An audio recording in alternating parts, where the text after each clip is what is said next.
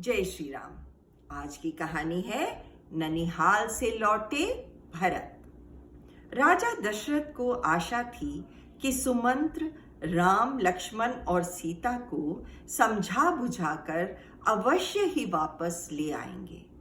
सुमंत्र को अकेला वापस आया देखकर दशरथ उनसे तरह तरह के सवाल पूछने लगे। उनकी दृष्टि चारों ओर केवल राम को ही ढूंढ रही थी। सुमंत्र ने अत्यंत भारी मन से उन्हें बताया कि वह उन तीनों को नदी के किनारे छोड़कर आ गए हैं। राजा दशरथ की बेचैनी बढ़ती गई और वे अचेत हो गए और राम के जाने के छठे दिन ही उन्होंने प्राण त्याग दिए। महर्षि वशिष्ठ तथा मंत्रियों ने चर्चा की। राजगद्दी खाली नहीं रखी जा सकती तथा सर्वसम्मति से भरत को अयोध्या बुलवाने के लिए दूत भेज दिए गए। दूतों को घटना के विषय में मौन रहने का निर्देश दिया गया। भरत और शत्रुघ्न अयोध्या लौटे। किसी अनिष्ट की चिंता से भरत आशंकित हो रहे थे। भरत सीधे पिता दशरथ के राजभवन गए, पर वे वहां नहीं थे। फिर वे माता कैकेयी के पास गए। मां ने उन्हें गले लगाया और पिता के निधन का समाचार सुनाया। भरत समाचार सुनते ही शोक संतप्त हो गए। कैकेयी ने ढाढ़स बंधाते हुए कहा, शांत हो जाओ पुत्र, उठो। इस प्रकार तुम्हारा दुखी होना अनुचित है। स्वयं को संभालो। भरत उठकर अपने भाई राम के पास जाने लगे।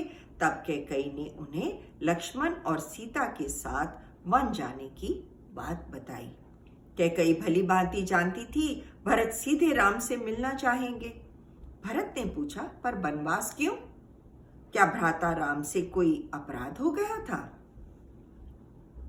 नहीं पुत्र, राम से कोई अपराध नहीं हुआ है और न ही महाराज ने उन्हें कोई दंड दिया है।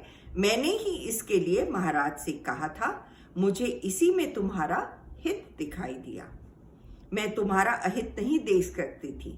कैकेयी ने वरदान मांगने की पूरी कथा भरत को सुना दी। उठो पुत्र, राजगद्दी संभालो। अयोध्या का राज अब तुम्हारा है। भरत क्रोध में आपे से बाहर होते हुए चीख पड़े, माते, यह तुमने कैसा घोर अनर्थ कर दिया। तुम अपराधिनी हो। वन तो तुम्हें जाना चाहिए, राम को नहीं।